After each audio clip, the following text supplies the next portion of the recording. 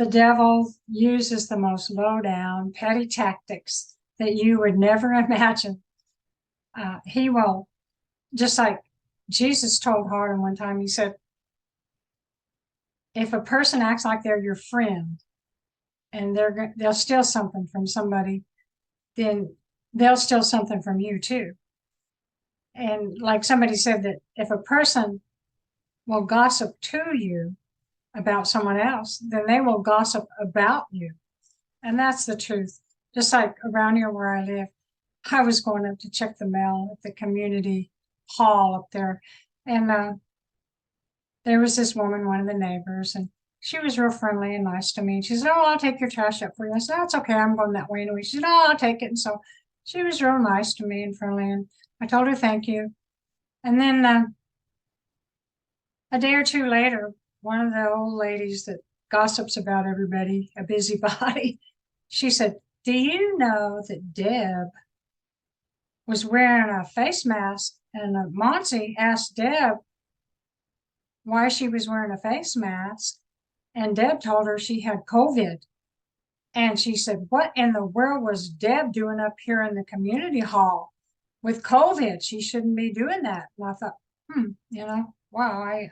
So she was saying, be careful about, cleansing your hands and stuff like that. And I didn't think anything of it. Of course, it made me kind of want to stay away from Deb when I saw her. But then a day or two later, I was going for a walk or going up to the community hall, and Deb was going by, and she looked at me and kind of that mean look, and she looked away.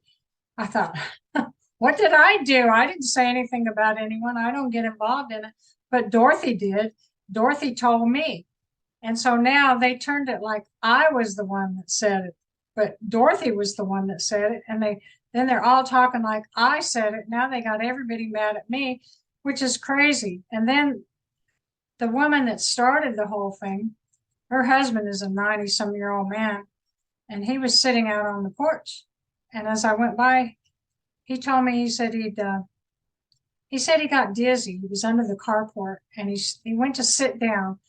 But when he started to sit down, he fell forward out onto the concrete patio, and he hit his head, and he scratched his head and his arm and everything. And a bunch of people had to come and help him up. So the devil uses the most petty tactics to try to cause you trouble, to make you feel bad or make you draw you into it. In your mind, you think, well, I should tell them I never said anything to you. What's wrong? Why are you mad at me? I didn't do anything. But don't get into that. Don't get on that level. Do what the Spirit shows you, whatever the Spirit shows you. But I figured I'm just going to ignore it. The devil's done that so many times. I don't want him to take my mind. I don't want him to take my peace. He'll even do it with brothers and sisters. There'll be a misunderstanding amongst them.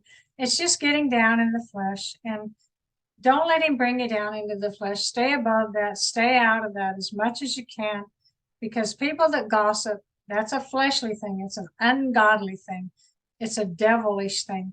You don't realize the harm you can do by telling bad things about people, and it causes them trouble, and you'll be held in judgment for doing that. You don't get away with that. That's a cruel thing you do. That's a sin to do that. And people do that all the time.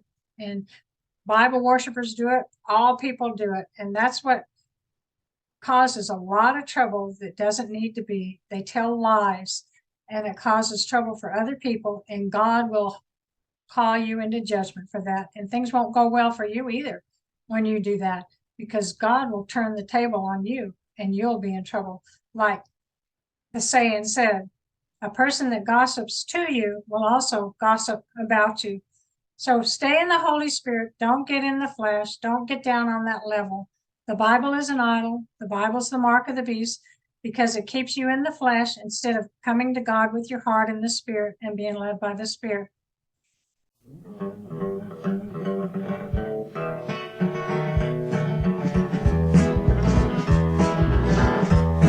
Well, I heard about a man who saw a light, and one who let his little light shine.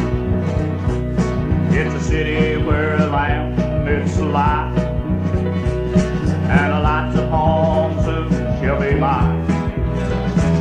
Well, the lighthouse has been on that hill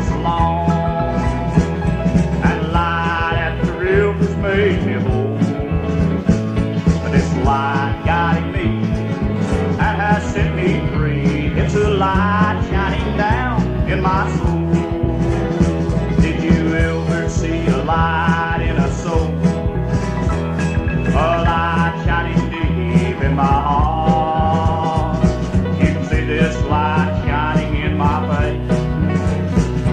It's the love of God that Jesus did impart. Wise men followed the light through the night. And this light led them to Jesus I am known. And this light guiding me, take me to Him, you see. A light shining down in my soul.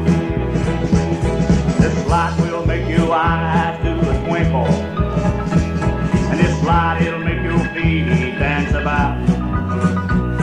This light will fill your heart